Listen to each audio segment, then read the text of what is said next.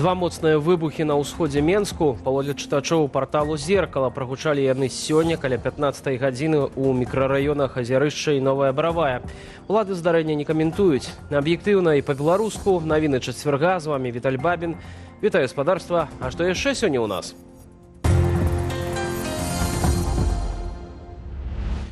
Еўразвяз забараніў беларусам мець крыптагаманцы на еўрапейскіх біржах. Нашим бізнесам гэта вельмі сильно паўдарыць. Лукашенко даў інтэрв'ю амерыканскаму блогеру Маріо Нофалу. Што Менск хоча давесці Дональду Трампу і Ілону Маску? У гэтым сэнсе досыць крэатыўны крок. Тут нічога з гэтага не скажаш, ён сапраўды крэатыўны, бо, як вядома, у Маска ёсць такі пэўны пул з блогераў, якіх ён чытае, якіх ён рэпосціць. Не плацяць па паўгода. Чиновники не знают, где деньги взять, бюджет пустой, переработка уже не в силах. Як беларусы дамагаюцца своечасовых выплатаў заробкаў?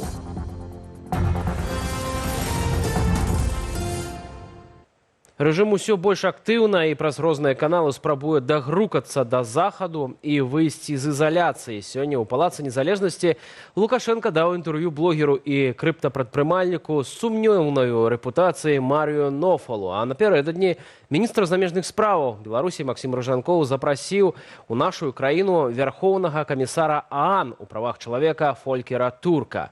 Што азначаюць гэтыя крокі ў матэрыяле Кацярыны Гардзеевай? Аўдыторыя павінна чуць меркаванне Лукашэнкі, заявіў скандальны блогер Маріо Нофал пасля інтэрв'ю з некалі апошнім дыктатарам Еўропы. І падкрэсліў, больш шырокі дыялог з афіцыйным Менскам мог бы прадухіліць існыя канфлікты з Захадам. Выглядае, што гэты пасыл з вуснаў папулярнага блогера і быў асноўнаю мэтаю падзеі. Гэта рэжым гэтага жадае. І таму яны запрашаюць такіх людзей, якія заўсёды гатовы, калі ўсё аплоціце і, як кажуць, пасцеліце чырвоную дарожку, то прыехаць у Беларусь. Улады спрабуюць прарваць ізаляцыю і праз афіцыйныя пляцоўкі. Гэтак пра гатовасць да дыялогу учора падчас паседжання ўрады правоў чалавека ААН заявіў міністр замежных справаў Максім Рыжанкоў. Беларусь призывает поэтому провести глобальную перезагрузку в сфере прав человека в целях минимизации конфликтного потенциала. Асаблівыя запрошены наведаць Беларусь атрымаў вярхоўны камісар правоў чалавека ААН Фолькер Турк. Паводле Рыжанкова, той на свае вочы мае ацэніць стан беларускага прававога поля. Ці прыедзе ён у выніку ў Беларусь? Тут справа іншая, што мала хто з тых, каго яны запрашаюць, прыязджае. У гаспадара Цюрка зусім іншыя прыярытэты і цікавасць зусім да іншых рэгіёнаў. Так што мне падаецца малаверагодным яго з'яўленне ў Беларусі. Пакуль жа стан правоў чалавека ў Беларусі Турк абмяркоўвае здалёк. Гэтак падчас Мюнхенскай канферэнцыі аб бяспецы вярхоўны камісар сустрэўся з нацыянальнаю лідаркаю Святланаю Ціханаўскай. Перададзены быў спіс ад беларускіх праваабаронцаў. Гэта тэрміновы гуманітарны спіс, умовы, якія ААН можа выстаўляць Менску. Мы бачылі, вядома, нейкі сумнеў. Таму што ААН вельмі сумнеецца, што рэжым здольны ўвогуле нешта рабіць. Гэтак стан грамадзянскіх свабодаў у Беларусі штогод пагаршаецца. Паводле справаздачы Freedom House, сёлета наша краіна трапіла ў спіс 17 дзяржаваў з найгоршымі паказнікамі ў галіне палітычных правоў. Рэпрэсіі – гэта галоўная скрэпа для гэтага рэжыма. І таму, калі мы вядзем размовы пра тое, што трэба неяк пачынаць дыялог з рэжымам, каб нешта змяніць, то вось гэта адказ на чаму гэта немагчыма будзе зрабіць. Гэта рэжым без рэпрэсій не жыццяздольны. У ААН магчымасць прыезду вярхоўнага камісара ў Менск пакуль не каментавалі. Прадстаўнікі офісу Святланы Ціханаўскай спадзяюцца, што, калі такі візіт адбудзецца, Турка найперш дапусціць да вязняў, якія застаюцца ў рэжымы інкамунікада. Кацярына Гардзеева, Белсат. Размова з Лукашэнкам не ўратавала. Усе аккаунты украінскага журналіста Дмітрыя Гардона на ўсіх платформах прызналі ў Беларусі экстрэмісцкімі матэрыяламі. Рашэнне прыняў суд Цэнтральнага района Менску. Вы сейчас можете повторить, что с территории Беларуси россияне к нам не придут? Никогда. Спасибо. Тем более с оружием. Пазней Гордон асудзіў жорсткі разгон беларускіх пратэстаў, а Лукашенко назваў журналіста мярзотнікам і заявіў, што яго трэба пасадзіць у следчы изолятор у Беларусі. Дмітрий Гордон выпусціў больш за 1100 інтэрв'ю з вядомымі асобамі, у тым ліку з расейцамі. У ягонага YouTube-каналу больш за 3 мільёны падпісчыкаў.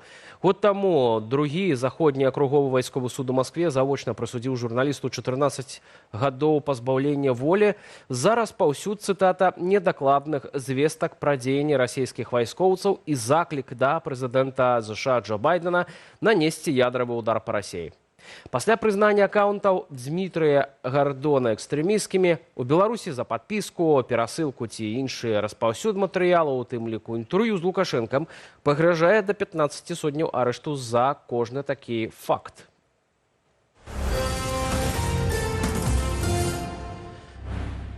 Нязносная цяжкасць быцця беларусам, з аднаго боку абмежаванні захаду, з другога рэпрэсій, кантроль ад уладаў. Цяпер беларусам карыстацца крыптавалютамі стане складаней. Такія абмежаванні Еўразвяз залучыў у новы 16-й пакет санкцыяў.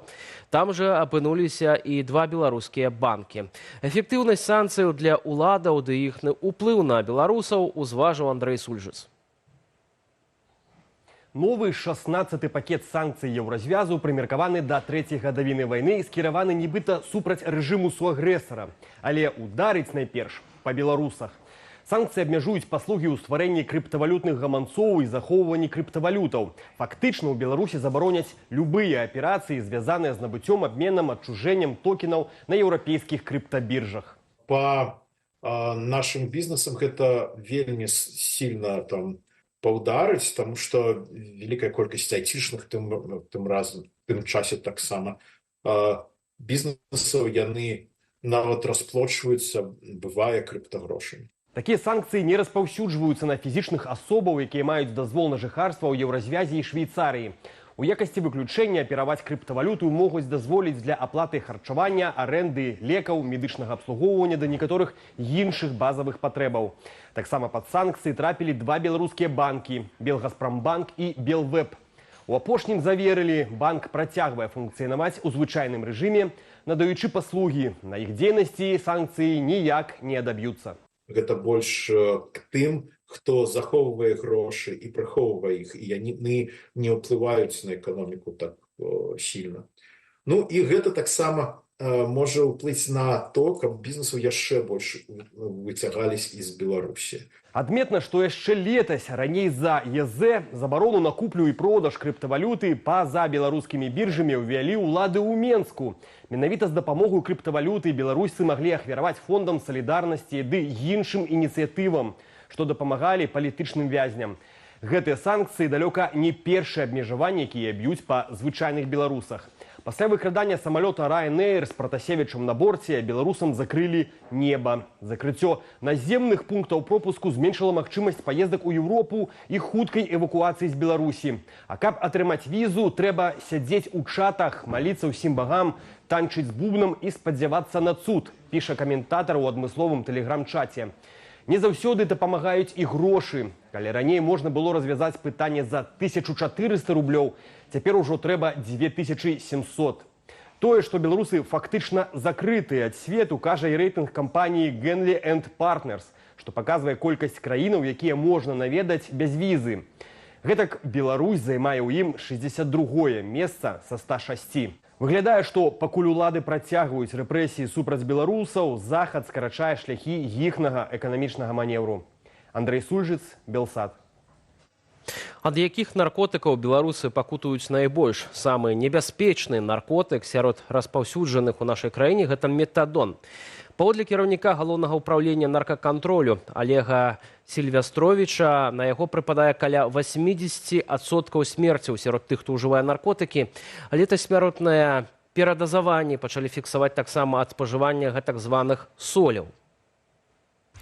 Закрытие украинско-российской границы увеличило число попыток транзитных перевозок наркотиков через Республику Беларусь в Российскую Федерацию со стороны Европейского Союза. В минувшем году при попытке ввозов с территории Польши изъята крупнейшая в истории Беларуси партия наркотиков – более тонны психотропов.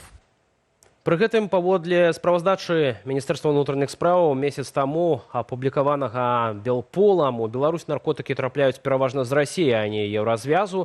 Гэтак паводле дакументу з 26 выкрытых каналаў пастаўкі толькі 4 з краінаў Еўропы.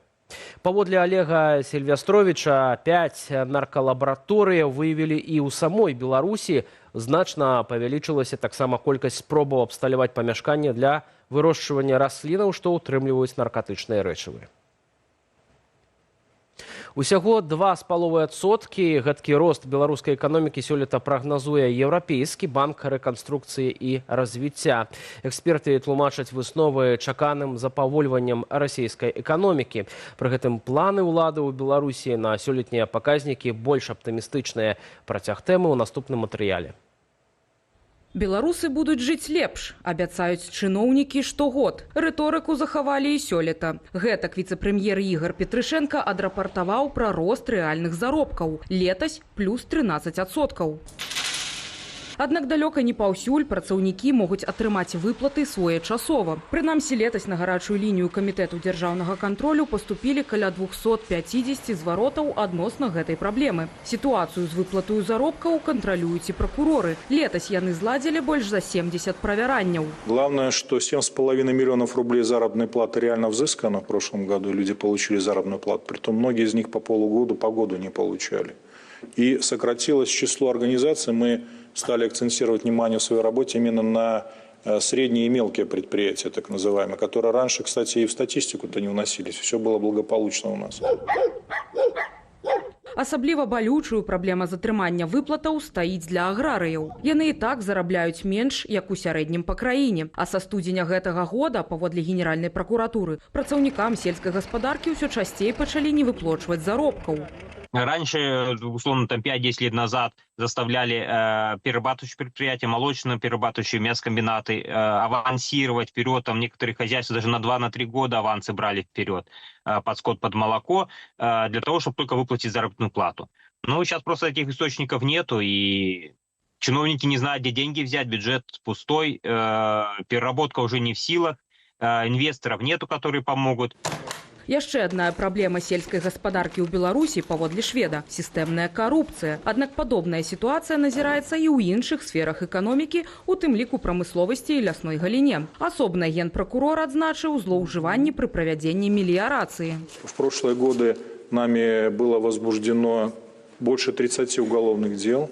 Воруют деньги в рамках мелиорации. Но самое печальное во всей этой истории то, что мы выявляем тысячи гектаров, где были вложены деньги, они не используются. На сёння ў Беларусі меліяраваныя землі складаюць каля 3 мільёнаў гектараў, а гэта больш за траціну ад усіх сельскагаспадарчых угоддзяў. Ірына Юрыева, Белсат. Колькасць адвакатаў у краіне за год павялічылася аж на 5 чалавек, паводле старшыні афіцыйнай калегіі адвакатаў Алексея Швакова. Цяпер у краіне 1605 адмыслоўцаў, а колькасць скаргаў на іхную працу знізілася на 12%. Выросло, к нам пришло много новых, молодых адвокатов, перспективных. Мы в течение года уделяли большое внимание качеству оказания юридической помощи, профессиональной подготовки наших кадров. Пры гэтым колькасці адвакатаў, пазбаўленых ліцэнзіяў, старшыня калегіі не прыводзіць. Паводле міжнароднай абсерваторыі для юрыстаў у небяспецы за 4 гады колькасць адвакатаў у нашай краіне зменшылася на 27%. Інстытут адвакатуры ў краіне фактычна не ёсць незалежны. Прынамсі 6 адмыслоўцаў застаюцца за кратамі. Каля 140 пазбаўленыя права на прафесію, шмат хто мусіў выехаць з краіны.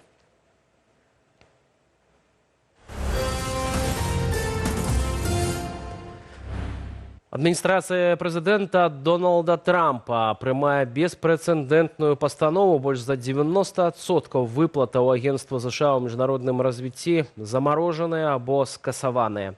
Тысячы праграмаў коштам амаль $60 мільярдаў, якія гадамі падтрымлівалі эканоміку, ахову здароўя, адукацыю ў дзесятках краінаў, спыняюць сваё існаванне.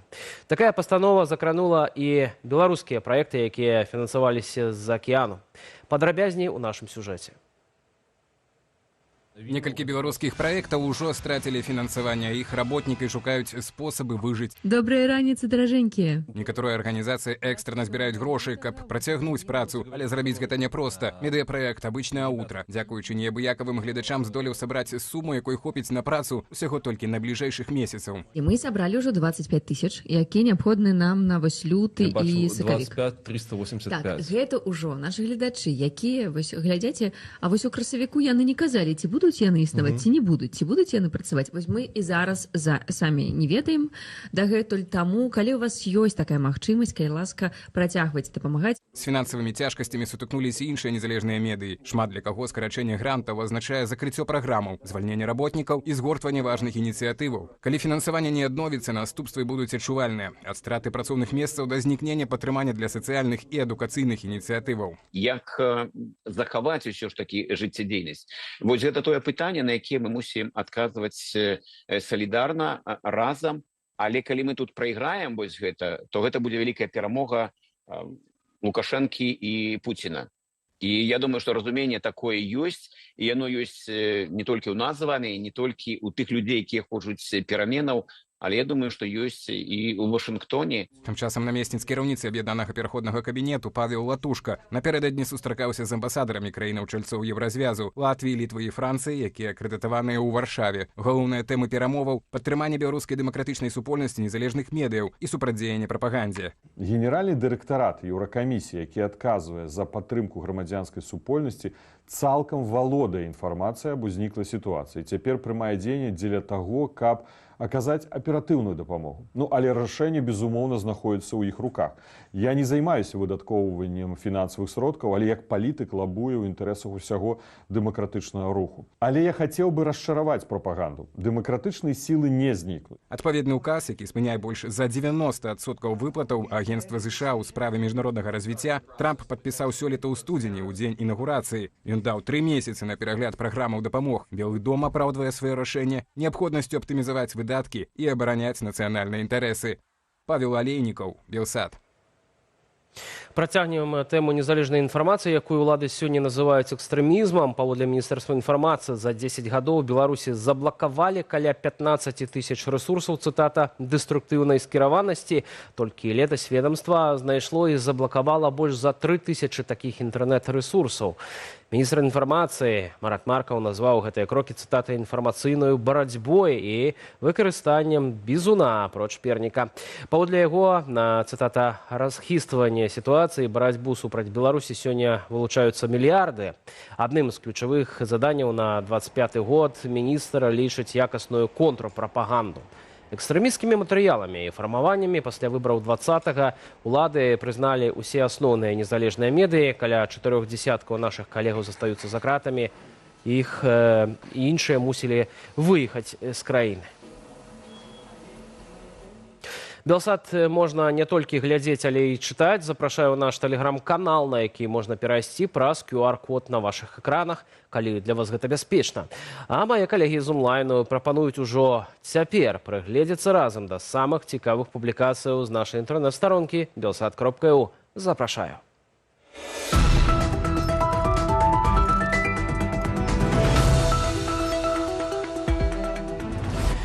У Літве больш за 60 грамадзянаў звярнуліся да ўладаў краіны з просьбаю забараніць беларусам выкарыстоўваць герб пагоня. Аўтары звароту мяркуюць, што беларускі нацыянальны гістарычны герб – гэта плагіат сімвалу літоўскай дзяржаўнасці, герба Літвы Віціса. Аднак сімвалы з вершнікам пачалі выкарыстоўвацца задоўга да першых згадак пра балтаў і славянаў.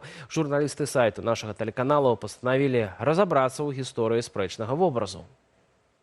Публіцыст Алесь Чайчыц, з якім пагаварылі аўтары матэрыялу, сцвярджае, што пагоню нельга прысабечваць нейкаму аднаму народу ці адной дзяржаве. Гэта гербавы сюжэт, які быў распаўсюджаны ў гісторыі як выява князя, правадыра, які на кані вядзе за сабою войска. У розных варыянтах ён сустракаецца ў розных гербах. Першыя выявы, падобныя да старадаўняга беларускага герба, можна адшукаць яшчэ на асірыйскіх барэльефах 8 стагоддзя да нашай эры. Падобныя малюнкі сустракаліся і ў старажытным Егіпце, і ў старажытнай Грэцыі. На беларускіх землях сімвал вершніка са шчытом пачалі ўжываць у 13 стагоддзі, у пачатку існавання Вялікага княства літоўскага. Прасачыць гісторыю яго з'яўлення складана, што выклікае цяперашнія спрэчкі паміж беларускімі і літоўскімі гісторыкамі. Даведацца, чаму пагоня не толькі літоўскі сімвал і як праз яго не пасварыцца двум народам, можна на партале belsat.eu.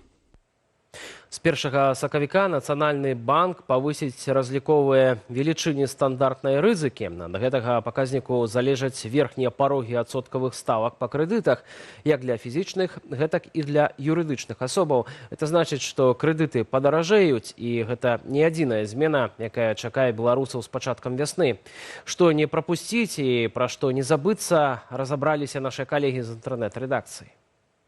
З 1 сакавіка старшыні рай і гарвыканкамаў будуць узгадняць кіраўнікоў прыватных прадпрыемстваў і прымусова залучаць арганізацыі людзей да ўпарадкавання тэрыторыі. Такія функцыі ім надаў сваім загадам Лукашенка. Таксама вырастуць заробкі медыкаў, але не ва ўсіх. Павышаныя надбаўкі атрымаюць асобныя катэгорыі сярэдняга персаналу: медычныя сёстры, браты, а таксама фельчары. Ужо ў сакавіку жыхары Беларусі і Расіі замест адмены роумінгу атрымаюць камфортныя тарыфы. За каляндарны месяц абаненты змогуць выкарыстаць 300 бясплатных хвілін і не менш за 5 гігабайтаў перадачы даных. Згодна з яшчэ адной зменаю, што пачне дзеяць у сакавіку, беларусы не змогуць рэпрэзентаваць свае краіны на міжнародных спаборніцтвах, конкурсах ды іншых імпрэзах без дазволу ад дзяржаўных органаў.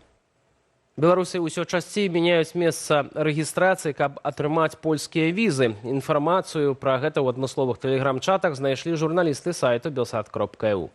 Рэч у тым, што візавыя цэнтры, якія працуюць з амбасадаю Польшчы ў Беларусі, прымаюць заяўнікаў толькі згодна з рэгіёнам рэгістрацыі, а ў візавыя цэнтры Берасцейскай вобласці запісацца найпрасцей. Каб хутчэй падаць дакументы на візу, беларусы пачалі рэгістравацца на Берасцейшчыне. Праблемы з запісам на падачу дакументаў на сайце афіцыйнага партнёра польскай амбасады кампаніі VFS Global вядома даўно. Вінаваты ў такой сітуацыі так званыя памагатары. Яны праз ботаў рэзервуюць слоты месца ў чарзе ў першыя хвіліны, якіх адкрываюць, а пасля прадаюць гэтае месца ў чарзе за 500-650 рублёў. Аднак у чатах пішуць, што цана можа дасягаць амаль 3000. У адчаі некаторыя грамадзяне часова рэгіструюцца ў Берасці, Пінску ці Баранавічах, дзе чарга не такая вялікая і можна хутчэй атрымаць візу. Сцяпан Кубік пасядзеў у тэматычных чатах, разабраўся ў гэтай схеме кемлівых беларусаў і сабраў іхнія гісторыі поспеху. Вынік чытайце на belsat.eu. Цэны растуць, а людзі бяднеюць. Пад такую назваю ў прапагандысцкім выданні, якое называе сябе афіцыйнаю газетай адміністрацыі Лукашэнкі, выйшаў артыкул пра беднае жыццё у Польшчы. Аўтарка расказвае пра высокія падаткі, дарагое жытло, недаступныя харчы ды іншыя бядоты палякаў. Адказваў прапагандысцы вядоўца праграмы «Атмасфера» і калумніст парталу belsat.eu Александр Кнырович. Аформлены ў выглядзе адкрытага ліста галоўнаму рэдактару газеты, Кнырович па пунктах і з прыкладамі зняпраўджвае ўсё напісанае ў СБ Беларусь сёння. Да прыкладу, паводле дзяржаўнага выдання, пасля сплаты падаткаў сярэднестатыстычны паляк атрымлівае 760 еўраў. Аўтарка называе гэта падачкаю. Аднак Кнырович аспрэчвае, бо насамрэч мінімальны чысты заробак у Польшчы складае 825 еўраў. І як гэта разумець, Дмітрий Александрович? Ці адпавядаюць такія паводзіны гордай назве газеты адміністрацыі прэзідэнта? Ці па-іншаму, навошта хлусіць там, дзе цябе лёгка зловяць за руку? У артыкуле яшчэ шмат вось такой фактычнай хлусні, спробы ўвесці чытача ў зман. Гэта Кнырович звяртаецца да галоўнага рэдактара СБ Беларусь сегодня Дмітрия Жука. Цалкам пазнаёміцца з грунтоўным адказам прапагандзе можна на афіцыйнай інтэрнэт-старонцы нашага тэлеканалу. Роўна 10 гадоў таму ў Маскве забілі знанага расійскага палітыка Барыса Немцова. Як адзін з галоўных апанентаў Владзіміра Пуціна бачыў Беларусь. Пра гэта і не толькі ў размове майго калегі Вітаўта Асіўчыка з Анатолем Лябедзькам у праграме «Белсат Зум» ужо праз імгненне. Я ж з вамі развітваюся. Усяго добрага ў гэты вечар. Да хуткай сустрэчы.